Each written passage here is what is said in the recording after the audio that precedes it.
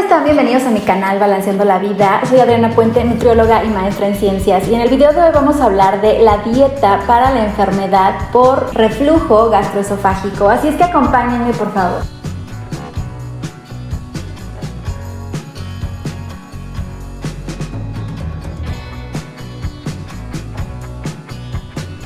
Bueno, la enfermedad por reflujo gastroesofágico es relativamente común. Muchos de ustedes me han escrito y me han pedido consejos al respecto, entonces vamos a hablar un poquito acerca de qué es esta enfermedad en primer lugar. Esta enfermedad se caracteriza sobre todo porque hay un poco de ardor en el pecho, así como regurgitación de líquidos o alimentos. También puede haber inflamación y todo esto puede hacer que el paciente tenga dificultad a la hora de tragar, a la hora de deglutir. Esta enfermedad puede estar asociada a síntomas como por ejemplo tos, cambio de voz, inclusive a veces también asma y también náuseas, ¿no? Entonces hay que tener presente esto. Hay diferentes factores de riesgo para esta enfermedad, como por ejemplo el tabaquismo, factores genéticos. Como ya sabemos, muchas de estas enfermedades pues tienen cierta carga genética también, y también la adiposidad central. Se cree que ciertas conductas pueden hacer que esta enfermedad empeore, ¿no? Como por ejemplo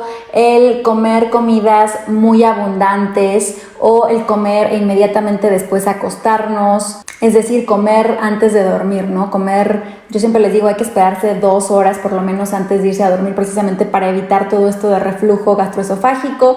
Entonces, todas estas prácticas pueden hasta cierto modo afectar este problema. Entonces, cuando hablamos de esta enfermedad, de la enfermedad por reflujo gastroesofágico, tenemos que considerar a los 3 macronutrientes: a las proteínas, a los carbohidratos y a las grasas, pero sobre todo a las grasas, ¿no? Se ha visto ya y hay evidencia científica que nos dice que las dietas altas en grasas, especialmente aquellas que incluyen alimentos fritos o alimentos muy grasosos, pueden empeorar los síntomas. Y bueno, también se ha visto que estas dietas altas en grasas pueden inclusive hacer que el paciente pudiera presentar algo ya más grave, que es el esófago de Barrett.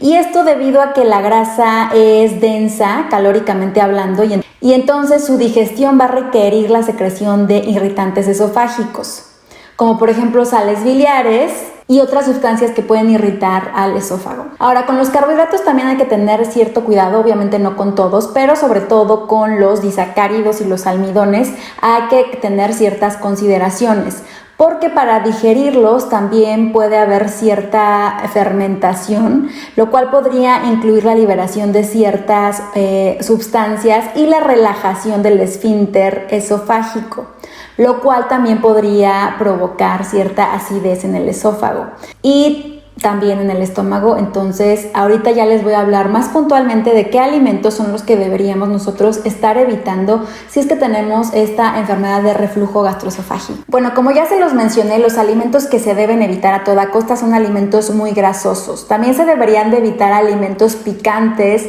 alimentos irritantes, alimentos también muy ácidos y jugos de frutas, ¿no?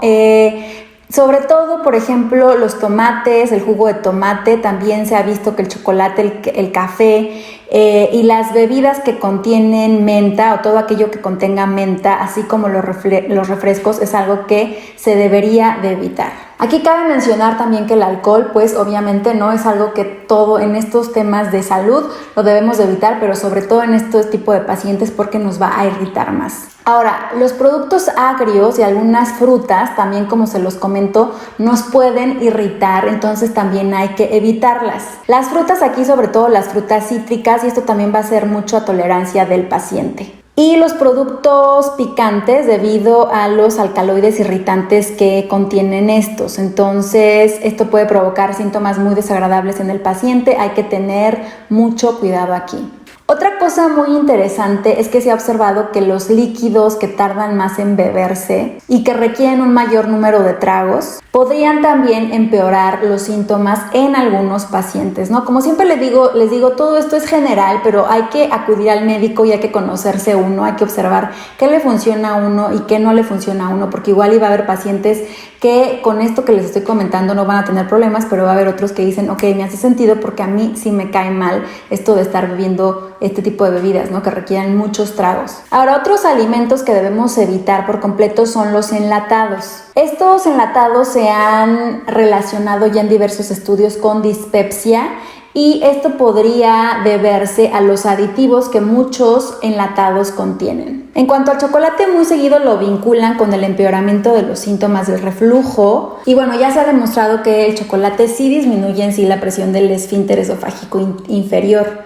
Entonces esto podría hacer que los síntomas empeoren. Sin embargo, no se han encontrado hasta la fecha estudios que realmente sustenten esto, de que el chocolate debe ser así como de ley evitado por todos estos pacientes, ¿no? Entonces, vuelvo a lo mismo, hay que ver la tolerancia de cada persona. Ahora, ¿qué pueden consumir? Bueno, antes de empezar a decirles lo que pueden consumir, vale la pena señalar que en la mayor parte de los casos lo que se ha visto que conviene es que en lugar de ingerir 3 comidas copiosas, 3 comidas muy pesadas, se prefieran consumir 3 comidas más ligeras y 2 snacks, ¿no? O sea, no cargar mucho al estómago para que el proceso de la digestión no tenga uno que estar secretando tanto ácido y entonces no se genere este problema, ¿no? Eso es uno. Se ha visto que el aumento de consumo de fibra dietética puede tener un efecto positivo. Entonces aquí obviamente se recomienda, como siempre se los digo, frutas y verduras, ¿no? Frutas y verduras para casi cualquier patología son recomendadas, a excepción de los cítricos. Aquí sí debemos de tener cuidado. Obviamente se ha visto que las frutas y las verduras, como se los he comentado antes, tienen muchos antioxidantes. Y obviamente los antioxidantes interactúan con nuestra salud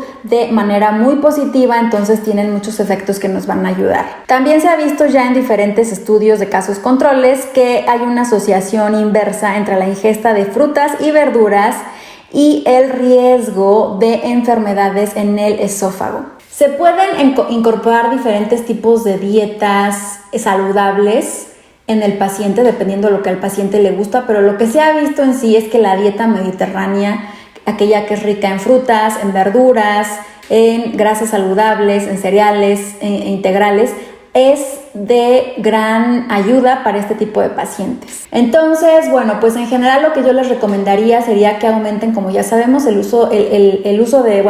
consumo más bien de frutas, verduras, legumbres, cereales integrales, grasas saludables como la del aguacate, el aceite de oliva, aquellas que encontramos en las oleaginosas, y que disminuyamos, como siempre, el uso de enlatados ultraprocesados, y eso sí, con los alimentos que les mencioné, por ejemplo, tomate, ciertas frutas cítricas, pues sí hay que tener cuidado y, como siempre, a tolerancia. Entonces, espero que este video les haya servido. Acuérdense, es una guía general, pero si quieren información más personalizada, no duden acudir a su médico de confianza, a su nutriólogo de confianza, para que les haga algo más personalizado, ¿ok? Entonces, muchas gracias por acompañarme en el video de hoy. Les mando un beso y nos vemos próximamente.